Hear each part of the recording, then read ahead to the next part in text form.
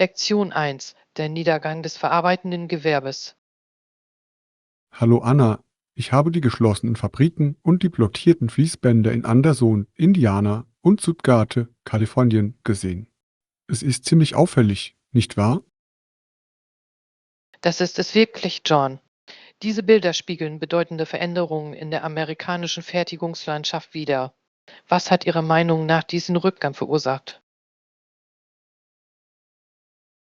Ich glaube, dass die Globalisierung eine große Rolle gespielt hat. Viele Unternehmen verlagerten ihre Produktion ins Ausland, um Kosten zu senken. Wie denkst du über diesen Wandel?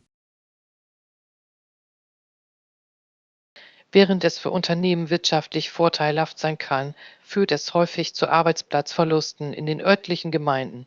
Welche Auswirkungen hat dies Ihrer Meinung nach auf die Arbeitnehmer?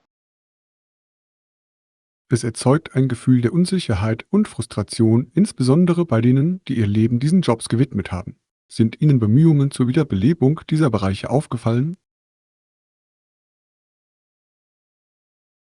Ja, einige Gemeinden haben Programme initiiert, um neue Unternehmen anzulocken. Es ist ein Schritt in Richtung Genesung. Was kann Ihrer Meinung nach noch getan werden? Investitionen in Bildungs- und Umschulungsprogramme könnten den Arbeitnehmern den Übergang in neue Branchen erleichtern. Glauben Sie, dass das effektiv wäre? Hilf. Die Ausstattung des Einzelnen mit neuen Fähigkeiten ist für die Anpassung an einen sich wandelnden Arbeitsmarkt von entscheidender Bedeutung. Welche Branchen sind Ihrer Meinung nach vielversprechend für die Zukunft? Technologie und erneuerbare Energien scheinen Wachstumsfelder zu sein. Sie bieten Chancen für Innovation und Nachhaltigkeit. Wie sehen Sie die Zukunft der Fertigung?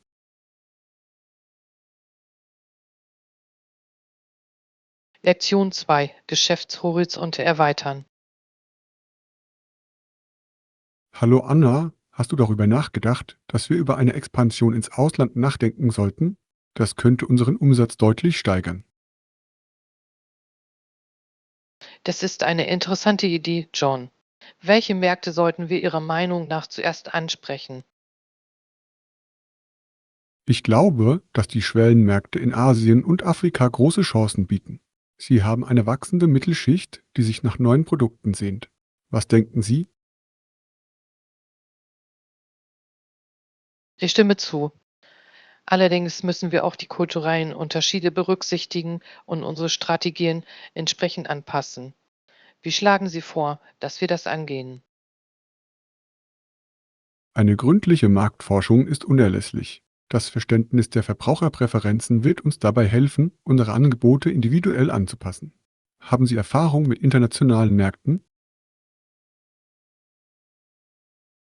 Ich habe an einigen Projekten mit internationalen Kunden gearbeitet. Es hat mich gelehrt, wie wichtig effektive Kommunikation und kulturelle Sensibilität sind. Welche Herausforderungen sehen Sie bei dieser Erweiterung? Der Umgang mit Vorschriften und Handelsrichtlinien kann komplex sein. Wir müssen gut informiert sein, um mögliche Fallstricke zu vermeiden. Wie können wir Compliance sicherstellen? Die Beratung durch Rechtsexperten und Lokalpartner könnte uns bei der Umsetzung der Vorschriften helfen. Es ist wichtig, fundierte Entscheidungen zu treffen. Was denken Sie über Logistik? Der Aufbau zuverlässiger Lieferketten ist von entscheidender Bedeutung. Wir müssen eine pünktliche Lieferung gewährleisten und gleichzeitig die Kosten minimieren. Es ist ein Balanceakt, nicht wahr? Lektion 3: Veränderungen im Laufe der Zeit beobachten. Guten Morgen, Anna. Für die Menschen, die diese Zeit miterlebt haben, sind die Veränderungen ziemlich bemerkenswert, nicht wahr? Auf jeden Fall, John. Das Tempo des Wandels in Technologie und Gesellschaft ist erstaunlich. Welche konkreten Veränderungen fallen Ihnen auf? Der Aufstieg der digitalen Kommunikation hat die Art und Weise, wie wir uns vernetzen, verändert. Ein Leben ohne Smartphones und soziale Medien ist kaum vorstellbar. Und du? Ich finde den Wandel hin zu Nachhaltigkeit und Umweltbewusstsein bemerkenswert. Die Menschen werden sich ihrer Auswirkungen auf den Planeten immer bewusster. Das stimmt. Es ist inspirierend zu sehen, wie Einzelpersonen und Unternehmen umweltfreundliche Praktiken übernehmen. Glauben Sie, dass sich dieser Trend fortsetzen wird? Ich glaube schon. Da der Klimawandel immer dringlicher wird, wird das Bewusstsein zu weiteren Verhaltens- und Politikänderungen führen.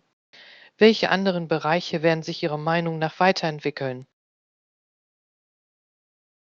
Auch der Arbeitsmarkt verändert sich, wobei der Schwerpunkt zunehmend auf Fernarbeit und flexiblen Zeitplänen liegt. Es verändert unsere Sicht auf die Work-Life-Balance. Ja, und das könnte zu einer zufriedeneren Belegschaft führen. Es ist interessant zu sehen, wie sich diese Veränderungen auf unser tägliches Leben auswirken. Was hoffen Sie in der Zukunft zu sehen?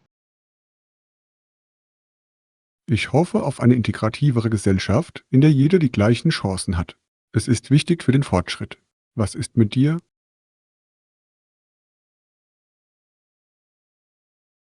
Lektion 4: Generationsperspektiven.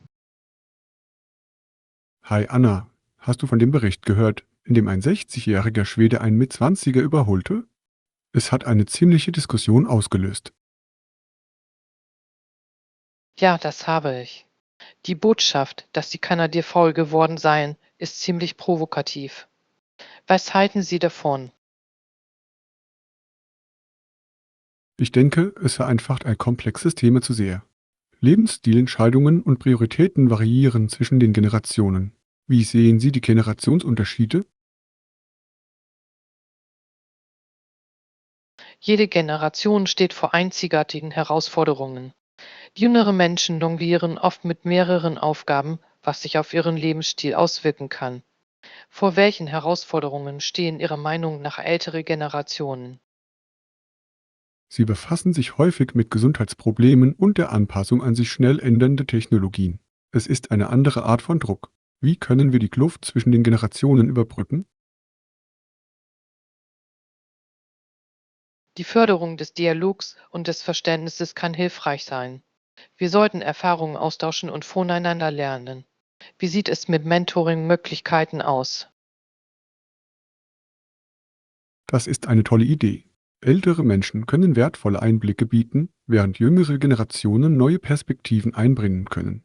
Wie sehen Sie das in Ihrer Gemeinde?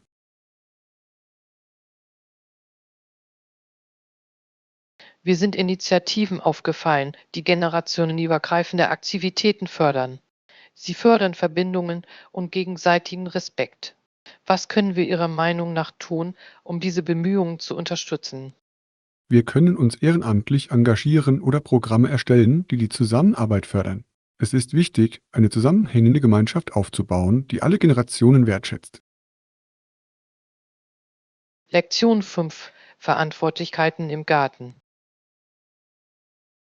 Guten Morgen, Anna. Im Sommer habe ich auch geschrieben, dass ich das Gras mähen, den Garten jäten und die Pflanzen gießen würde. Haben Sie Freude an der Gartenarbeit? Ich tue. Gartenarbeit kann sehr therapeutisch sein. Es ist lohnend zu sehen, wie sich Ihre harte Arbeit mit wunderschönen Pflanzen auszahlt. Was gefällt dir daran am besten? Ich schätze die Verbindung zur Natur. Die Pflege von Pflanzen vermittelt ein Erfolgserlebnis. Haben Sie eine Lieblingspflanze, die Sie gerne anbauen?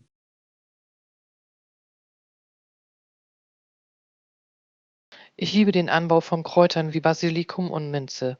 Sie sind auch in der Küche nützlich. Was ist mit dir? Der Anbau von Tomaten macht mir Spaß.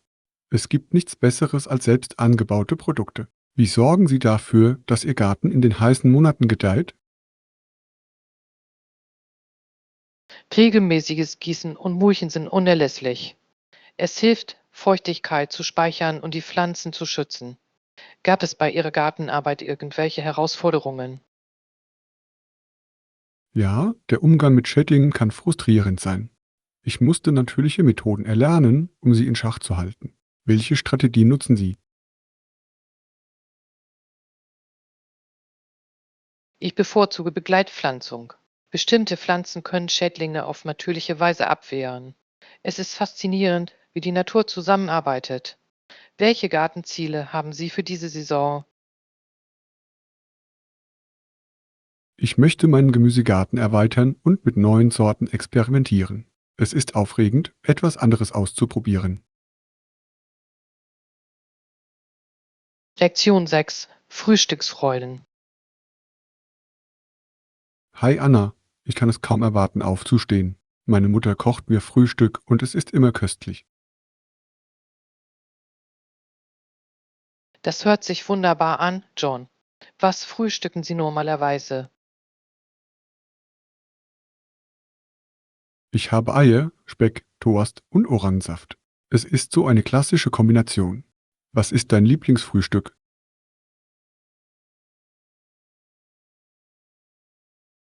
Ich liebe Pfannkuchen mit frischem Obst und Ahornsirup. Sie sind so flauschig und sättigend. Kochen Sie auch gerne Frühstück?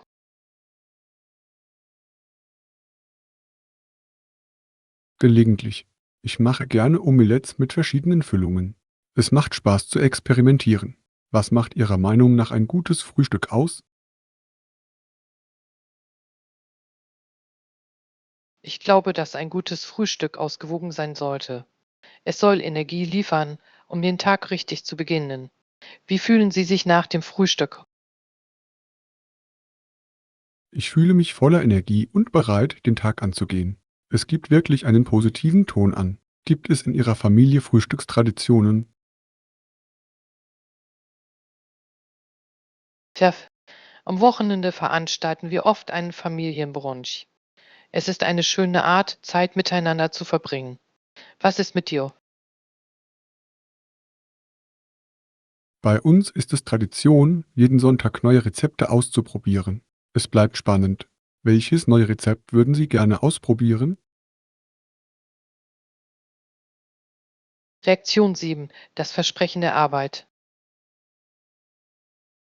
Hallo Anna, ich glaube, dass wir durch unsere Arbeit das Versprechen Amerikas im 21. Jahrhundert einlösen werden. Was denken Sie? Das ist eine überzeugende Aussage, John. Arbeit war schon immer ein Eckpfeiler des Fortschritts. Wie können wir das Ihrer Meinung nach erreichen? Durch Investitionen in Bildung und Ausbildung können wir Arbeitnehmer in die Lage versetzen, in der sich entwickelnden Wirtschaft erfolgreich zu sein. Welche Rolle spielt Ihrer Meinung nach die Technologie dabei? Technologie kann die Produktivität steigern, erfordert aber auch eine Anpassung der Arbeitnehmer. Wir müssen sicherstellen, dass jeder Zugang zu Lernmöglichkeiten hat. Absolut. Die Überbrückung der digitalen Kluft ist unerlässlich. Wie können wir diejenigen unterstützen, die möglicherweise mit diesen Veränderungen zu kämpfen haben?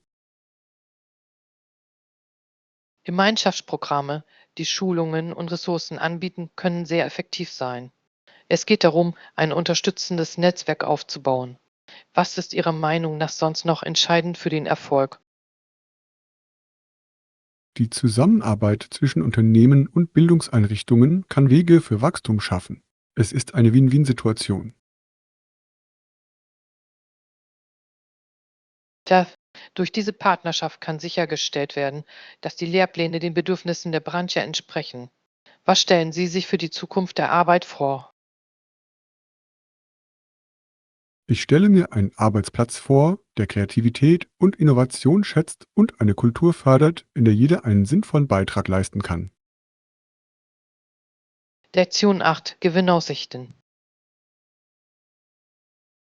Hallo Anna, ich habe unsere aktuellen Strategien analysiert und glaube, dass wir den Gewinn deutlich steigern müssen. Hallo John, das ist ein entscheidender Punkt. Welche Strategien wären Ihrer Meinung nach hierfür wirksam? Eine gute Idee ist es, neue Märkte zu erkunden, die wir noch nicht erschlossen haben.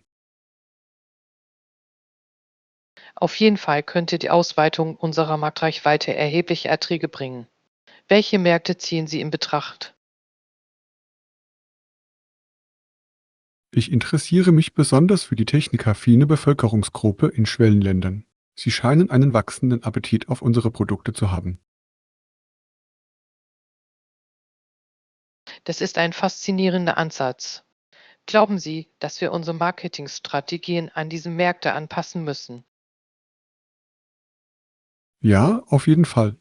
Es wäre von entscheidender Bedeutung, unser Marketing so anzupassen, dass es mit den lokalen Kulturen in Einklang steht. Ich stimme zu. Kulturelle Sensibilität kann die Markenwahrnehmung enorm verbessern. Wie schlagen wir vor, Erkenntnisse über diese Kulturen zu sammeln? Wir könnten Umfragen durchführen oder mit lokalen Influencern zusammenarbeiten, um authentische Erkenntnisse zu gewinnen. Das klingt vielversprechend. Die Zusammenarbeit mit Experten vor Ort kann wertvolle Informationen liefern. Was ist unser nächster Schritt? Wir sollten ein Treffen vereinbaren, um ein weiteres Brainstorming durchzuführen und Ressourcen für die Marktforschung bereitzustellen. Lektion 9. Die Diskussionen. Guten Morgen, Anna. Ich habe über unser bevorstehendes Projekt und die Design-Elemente nachgedacht, die wir integrieren sollten. Hallo John, das ist ein fantastisches Thema. Welchen Stil bevorzugen Sie für die Designs?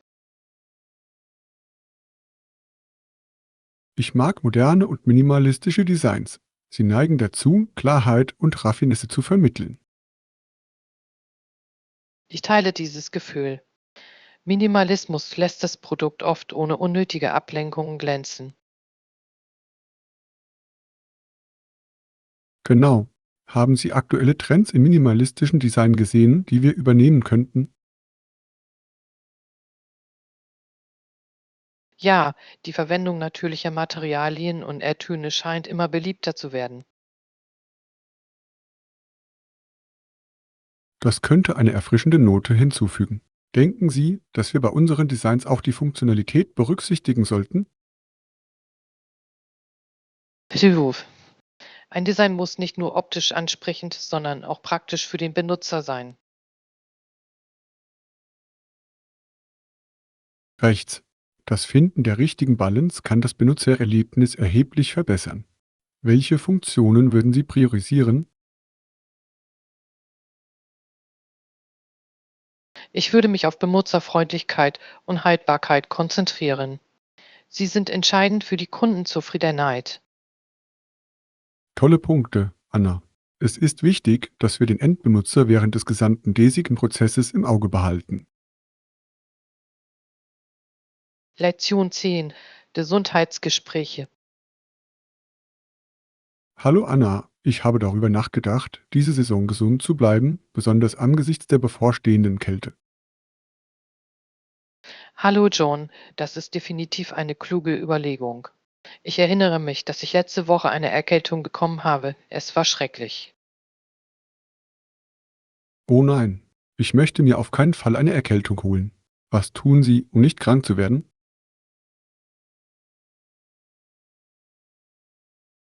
Normalerweise achte ich darauf, meine Hände häufig zu waschen und mich ausgewogen zu ernähren. Das sind hervorragende Praktiken. Nehmen Sie auch Vitamine oder Nahrungsergänzungsmittel ein? Ja, ich nehme täglich Vitamin C. Es hilft, mein Immunsystem zu stärken. Das ist eine gute Idee. Vielleicht fange ich auch damit an. Wie wäre es mit Bewegung? Auch regelmäßige Bewegung ist unerlässlich. Es hält Ihren Körper stark und widerstandsfähig gegen Krankheiten. Ich stimme zu. Vielleicht sollten wir uns gegenseitig dazu ermutigen, eine konsistente Trainingsroutine beizubehalten. Das klingt nach einem Plan.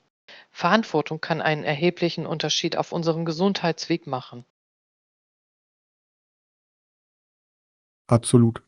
Setzen wir uns dafür ein und teilen wir regelmäßig unsere Fortschritte. Lektion 11. Schulaufgaben und soziale Dynamik. Hallo Anna, ich habe an Nathalie gedacht und darüber, was sie davon hielt, an der neuen Schule zu beginnen.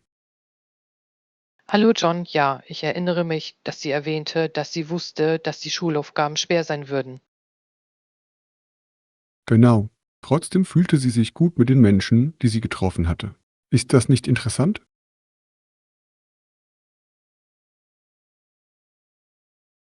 Das ist es wirklich. Der Aufbau von Beziehungen kann oft den Druck verringern, der mit anspruchsvollen Akademikern einhergeht. Rechts. Es ist, als ob ein Unterstützungssystem dazu führt, dass sich die Arbeitsbelastung weniger einschüchternd anfühlt. Definitiv. Hat sie irgendwelche Freunde erwähnt, die sie bisher gefunden hat? Sie sprach über eine Gruppe von Klassenkameraden, die uns wirklich unterstützen und ermutigen. Das ist wunderbar. Es scheint, als würden sie sich gegenseitig bei schwierigen Aufgaben helfen. Ja, Zusammenarbeit kann beim Lernen ein wirkungsvolles Werkzeug sein.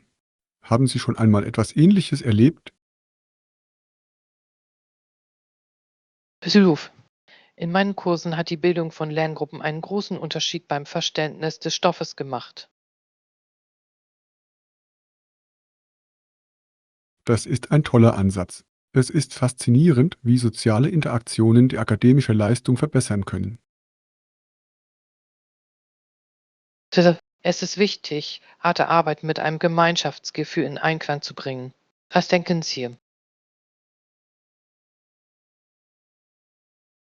Ich stimme voll und ganz zu.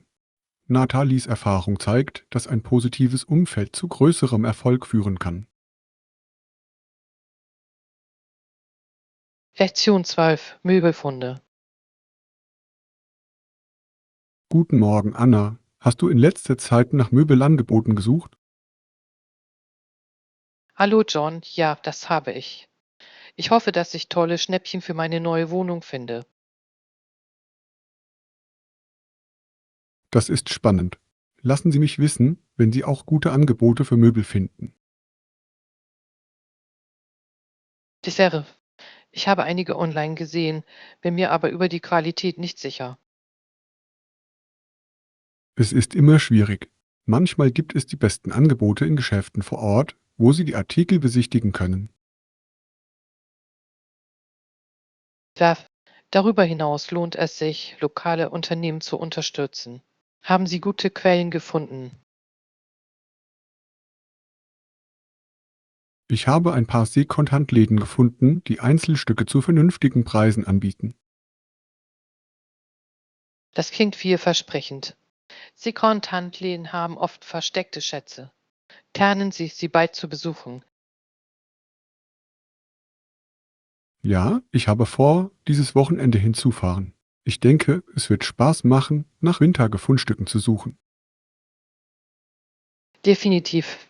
Ich komme gerne zu Ihnen, wenn Sie Gesellschaft wünschen. Das wäre großartig. Je mehr, desto besser beim Möbeleinkauf. Lektion 13. Eisige Gespräche. Hallo Anna, hast du über unsere bevorstehende Reise und die Unterkünfte nachgedacht? Hi John, ja. Ich habe mir Hotels und Resorts angesehen. Es gibt einige tolle Optionen. Das ist toll zu hören. Welche Art von Annehmlichkeiten suchen Sie? Ich hoffe auf einen Ort mit Pool und einfachen Zugang zum Strand. Klingt perfekt.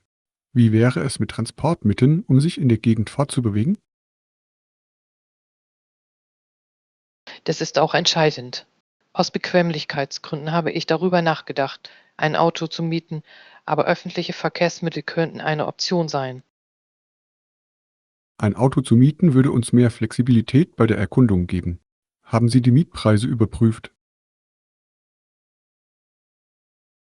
Noch nicht, aber ich habe es vor. Ich möchte ein gutes Angebot finden, das zu unserem Budget passt. Kluges Denken.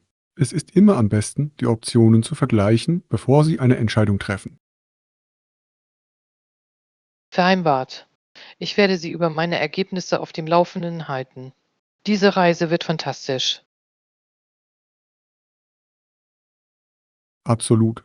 Ich kann es kaum erwarten, die Gegend zu erkunden und gemeinsam etwas Entspannung zu genießen.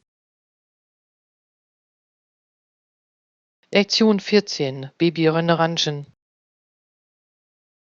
Guten Morgen, Anna. Hast du jemals darüber nachgedacht, wie süß Babys sind? Hi John, absolut. Sie sind wirklich bezaubernd. Ich schaue mir oft Bilder von mir selbst an, als ich ein Baby war. Das muss interessant sein. Es ist kaum zu glauben, dass ich einmal auch so klein war. Ich weiß nicht, der Anblick dieser winzigen Hände und Füße weckt so viele Erinnerungen. Es ist faszinierend, wie sehr wir uns im Laufe der Jahre verändern. Haben Sie ein Lieblingsbabyfoto? Ja, ich habe eines, wo ich mit einem kleinen Teddybären lächle. Es bringt mich immer zum Lächeln. Das klingt wertvoll. Es ist erstaunlich, wie diese kleinen Momente so viel Glück hervorrufen können. Ja, es ist wie ein Schnappschuss purer Freude. Haben Sie lustige Geschichten aus Ihrer Babyzeit? Mir wurde gesagt, dass ich immer unkontrolliert kicherte, wenn ich mein Spiegelbild sah. Das ist bezaubernd. Babys reagieren so unschuldig auf die Welt um sie herum. Das tun sie wirklich. Es ist eine Erinnerung daran, wie rein und unkompliziert das Leben in diesem Alter sein kann. Lektion 15. Architektonische Wunder. Hallo Anna, ich habe kürzlich von einem 1914 fertiggestellten Gebäude erfahren, das wie eine mittelalterliche Burg aussieht. Hallo John, das klingt interessant. Welches Gebäude meinen Sie? In Deutschland wird es das Schloss Neuschwanstein genannt. Äußerlich sieht es aus wie aus einem Märchen. Ich habe davon gehört. Aber was ist mit dem Inneren? Ist es genauso beeindruckend? Überraschenderweise ja. Das Innere war für die damalige Zeit sehr komfortabel und luxuriös gestaltet. Das ist faszinierend. Es ist interessant, wie es mittelalterliche Ästhetik mit modernem Komfort verbindet. Absolut. Der Kontrast macht es einzigartig. Haben Sie schon einmal Schlösser besucht?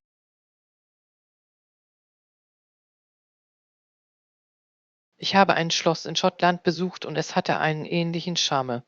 Die Geschichte war spürbar. Das klingt erstaunlich. Die Erkundung solch historischer Orte kann ein echtes Erlebnis sein. Definitiv. Es ist, als würde man in die Vergangenheit reisen und sich das Leben von damals vorstellen. Genau. Ich würde Schloss Neuschwanstein gerne eines Tages persönlich sehen. Lektion 16. Abenteuer im Obstgarten. Hallo Anna, ich erinnere mich an die heißen Sommertage, die wir im Obstgarten verbracht haben. Hallo John, das waren so wundervolle Zeiten. Die Atmosphäre war immer so lebendig. Reicht's. Man konnte den Duft der Pfirsiche riechen und das Summen der Bienen hören. Es war herrlich. Das Pflücken von Früchten unter der Sonne fühlte sich wie ein freudiges Abenteuer an.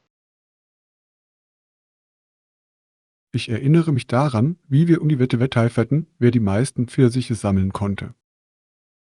Ja, und dann haben wir mit ihnen leckere Kuchen gebacken. Der Geschmack war unvergesslich.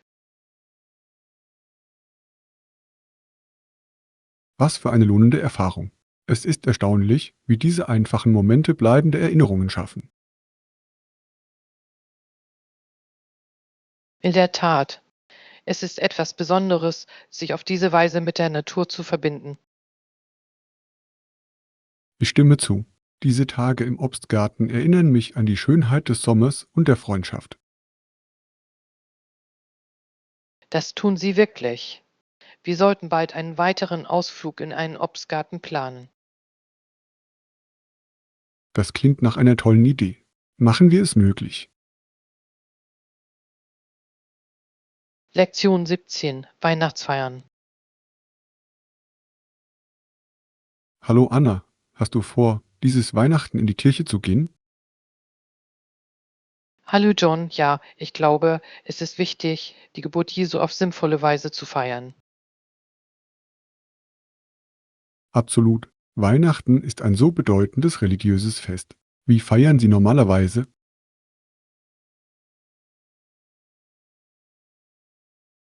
Ich besuche oft mit meiner Familie die Mitternachtsmesse und genieße die festliche Atmosphäre. Das hört sich herrlich an. Die Musik und die Dekoration müssen eine so warme Atmosphäre schaffen. Das tun sie wirklich. Es ist eine schöne Zeit, über Glauben und Gemeinschaft nachzudenken. Haben Sie Traditionen? Ja, meine Familie und ich gehen auch in die Kirche und wir lieben es, danach gemeinsam Weihnachtslieder zu singen. Weihnachtslieder zu singen ist eine wunderbare Tradition. Es bringt alle in Freude zusammen. Definitiv. Es ist eine Möglichkeit, Freude zu verbreiten und die Weihnachtsstimmung zu verbreiten. Ich stimme voll und ganz zu. Außerdem stärkt es das Zugehörigkeitsgefühl zur Gemeinschaft. Genau. Es ist herzerwärmend zu sehen, wie alle zusammenkommen, um zu feiern. Lektion 18. Reisetipps. Guten Morgen, Anna. Hast du schon mit der Planung deiner Reise in die Stadt begonnen? Hallo John, ja. Ich möchte die wichtigsten Sehenswürdigkeiten sehen und die Atmosphäre genießen, während ich dort bin. Das klingt spannend. Gibt es bestimmte Orte auf Ihrer Liste, die Sie unbedingt besuchen müssen? Ich möchte mir unbedingt das Historische Museum und den berühmten Park ansehen. Tolle Auswahl. Diese Orte sind für ihre Schönheit und Kultur bekannt. Ich habe gehört, dass sie sehr beliebt sind. Haben Sie Empfehlungen? Ich schlage vor, auch die Kunstgalerie zu besuchen. Es bietet erstaunliche Ausstellungen. Das ist eine gute Idee. Das werde ich mir merken. Wie wäre es mit lokalem Essen? Das Probieren der lokalen Küche ist unerlässlich. Suchen Sie nach Lebensmittelmärkten. Sie bieten eine Vielzahl köstlicher Optionen. Ich liebe es, lokale Aromen zu entdecken. Ich werde das unbedingt in meinen Reiseplan einbeziehen. Perfekt. Es hört sich so an, als ob Sie eine wunderbare Reise erleben werden. Lektion 19. Einkaufsstrategien. Hallo Anna, hast du darüber nachgedacht, dieses Jahr Weihnachtskarten zu bekommen? Hallo John, ja. Ich denke, dass das Versenden von Karten unseren Grüßen eine persönliche Note verleiht. Ich stimme zu. Sie können einen im Supermarkt neben dem Busbahnhof kaufen. Das ist praktisch. Sie haben normalerweise eine schöne Auswahl an Designs. Genau. Darüber hinaus ist es eine großartige Möglichkeit, lokale Unternehmen während der Ferienzeit zu unterstützen. Definitiv. Ich wähle gerne Karten aus, die den Geist der Jahreszeit widerspiegeln. Das ist ein schöner Ansatz. Schreiben Sie normalerweise eine persönliche Nachricht hinein? Ja, ich glaube, es macht die Karte aussagekräftiger. Es zeigt, dass Sie sich darum kümmern. Absolut. Eine herzliche Nachricht kann den Tag eines Menschen erhellen. Lektion 20. Historische Persönlichkeiten. Hallo Anna, hast du dich jemals mit dem Leben von Benjamin Franklin beschäftigt? Hi John, ja. Er war eine einflussreiche Persönlichkeit in Literatur, Wissenschaft und Politik. Absolut. Es ist faszinierend, dass er in Boston geboren wurde, einer Stadt voller Geschichte. Was ist das wirklich? Seine Beiträge zur amerikanischen Revolution waren bedeutend. Welcher Aspekt seines Lebens interessiert Sie am meisten? Besonders seine Experimente mit Elektrizität faszinieren mich. Sie waren damals bahnbrechend.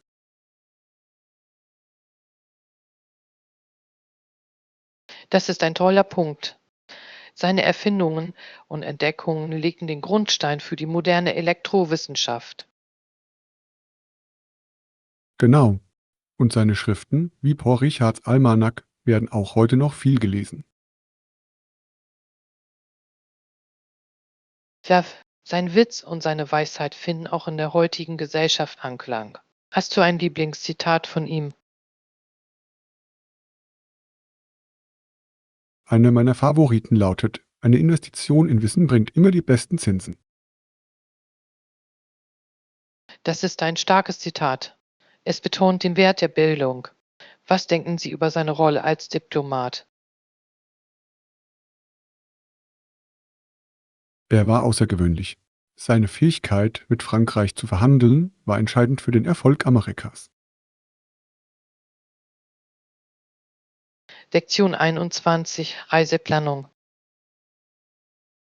Guten Morgen, Anna. Hast du bei der Vorbereitung deiner Reise schon über eine Unterkunft nachgedacht? Hallo John, ja. Ich überlege, ob ich im Voraus buchen oder bei der Ankunft etwas finden soll. Das macht Sinn. Vor allem in der Hochsaison kann eine Reservierung im Voraus ein beruhigendes Gefühl sein.